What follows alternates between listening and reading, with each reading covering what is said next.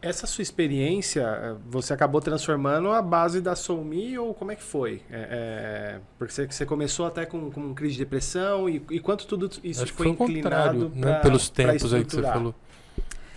Não, então, na verdade, o que aconteceu foi que esta pergunta, como é que eu faço para ser eu mesma, foi a pergunta motriz que gerou a SoulMe. Por quê? Eu estava num painel, mediando um painel sobre longevidade, num evento de wellness. E aí, o Rodrigo Bressan estava nesse evento, inclusive. E ele estava falando sobre a história do propósito, né? Mostrando os estudos científicos que mostram que hoje as pessoas vivem mais e melhor quando elas encontram o seu propósito. Beleza. Aí tinha uma outra psicóloga, que é a Janete Macu, que eu também adoro, dizendo assim, mas para você encontrar seu propósito, você precisa saber quem você é. Aí uma menina da plateia levanta a mão e fala assim, beleza, Janete, mas como eu sei quem eu sou? Como eu faço para ser eu mesma? Uhum. E aquela pergunta para mim foi um raio. Como eu faço para ser eu mesma? E aí, quando no dia seguinte, eu, né, de manhã cedo, sempre posto vídeos no Instagram. Eu postei um vídeo no Instagram e falei assim, gente, aconteceu isso. Essa pergunta para mim mexeu pra caramba. Alguém mais aí tem essa pergunta?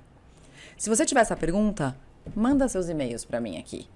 Naquela semana eu recebi 5.000 e-mails. Nossa. Das pessoas querendo descobrir como elas fazem para ser elas mesmas. Eu falei, cara, tem um mailing aqui. Mas é longe da minha realidade, assim. Eu não consigo compreender isso. Não, eu tô falando que eu acho que pode ajudar. Eu adoro as conversas. Pode ajudar outras pessoas. Então, pode ajudar outras pessoas. Porque eu sinto assim. A próxima vez a gente vai fazer 7 da manhã, porque meu cérebro funciona melhor. Mas tudo bem, vamos lá. Eu não consigo não saber quem eu sou. Eu hoje, com 56 anos, eu sei. 57 ou 56, gente? 57. Eu ia dizer. Não, eu ia dizer. Olha só, eu me conheço bem. Eu ia dizer, eu me conheço bem. 56 ou 57. Não, mas assim, eu sei um monte de coisas que eu deveria ser. Entendeu? Mas que eu não vou chegar lá. Que eu já botei na cabeça. Eu não vou conseguir, entendeu? Então quando você fala assim, quem é você? Qual é o seu propósito? Eu não tenho condição de ser qual seria o meu propósito. Eu tenho só assim, missões a cumprir, entendeu? Que vida mais sem graça. Não, ela é divertida. Você vai encontrando o que fazer no meio dessa história. Missão a cumprir não é uma vida divertida. Não, assim... Me convence. Tudo bem. Eu também não entendi, assim.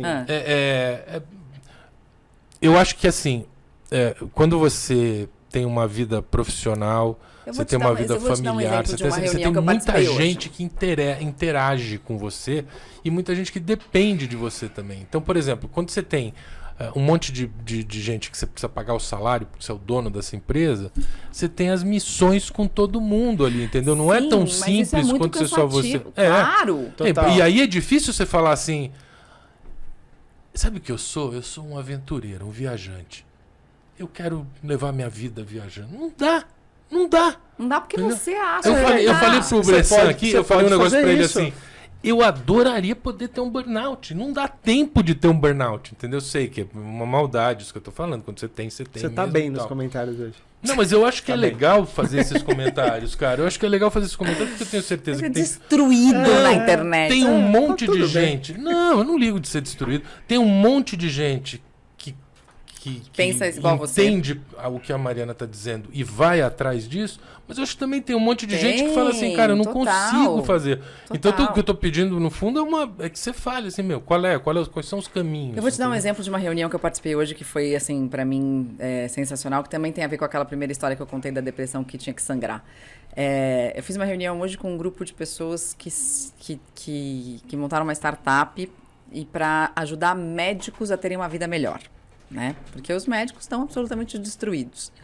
Mas dentro do grupo ali, o que eu ouvi? Porque eu falei assim, gente, sei lá, tinha 6 pessoas na reunião, estava todo mundo em call, não sei o que, eu nunca tinha visto eles na vida.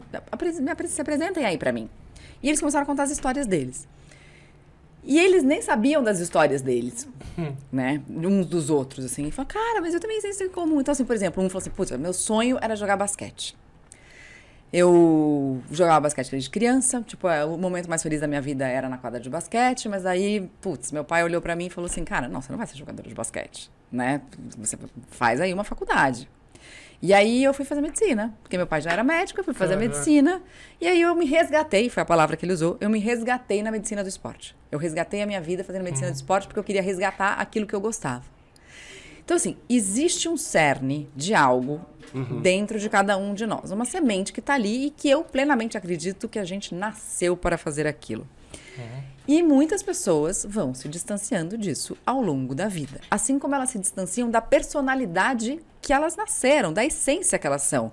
De diversão, de leveza, de tranquilidade, de calma. Vai sendo calejada, né? Vamos dizer assim. Vai sendo calejado, vai tendo compromisso, vai tendo que pagar conta, vai tendo filho que vai enchendo paciência, às vezes vai dando muito trabalho e vai te botando num lugar em que você fala assim, eu não posso sair mais disso.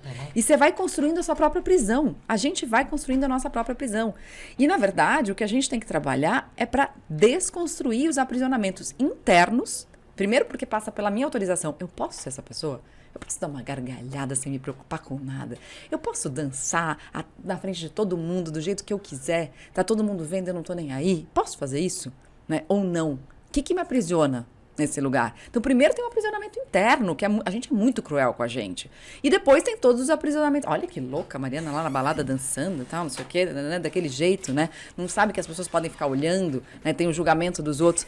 E depois a gente tem que ir fazendo para desconstruir esse julgamento externo, pra gente voltar para aquele lugar, né? Para um lugar que esteja mais conectado com... Então, mas a sensação que eu tenho, por isso que até justificando as coisas que eu falei, assim, né? É que eu não vejo isso de um jeito tão maniqueísta, assim, né? Ou eu não me conheço e não sou quem eu quero, ou eu consigo sem que eu quero.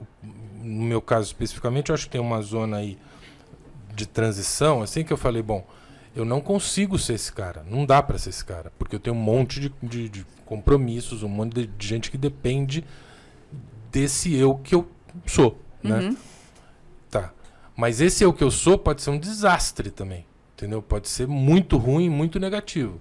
Então eu fui balanceando a minha vida para falar, não, aqui é um ponto que eu consigo. Sim, entendeu? É sempre que é uma viável, negociação. Né? Eu acho que é sempre uma negociação, porque também não existe isso. Se você decidisse hoje ser um aventureiro e largar tudo, você ia ter problemas. Esse é o ponto, entendeu? Ia, Não dá, a moto que você está fazendo aí ia cair de um penhasco no Alasca, e daí você ia ter que se virar com aquilo, com a perna quebrada, não sei o quê. Então é sempre sobre altos e baixos. Sim. Só que esse alto e baixo, você pode estar conectado com você, ou você pode estar muito longe de você. E quando você está muito longe de você, inclusive, um dos sintomas do burnout é esse distanciamento. Quando você olha para aquilo como uma coisa quase cínica, do tipo, tô nem aí mais. A gente falou com o Bressan sobre o cinismo também, que está diluído na sociedade. Em tudo que você vê, né?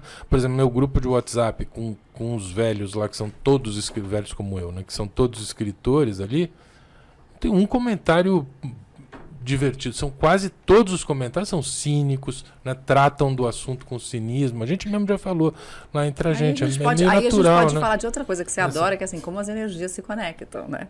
Como você atrai isso para perto de você pelo seu próprio cinismo. Aí eu falo, não, mas isso não dá pra entender. Eu acho que é bem possível, mas eu acho que não é só o meu cinismo. Eu acho que tem uma parcela da sociedade que vive nesse cinismo. Eu até falei de um livro que falava sobre isso aqui no Bressan e tal.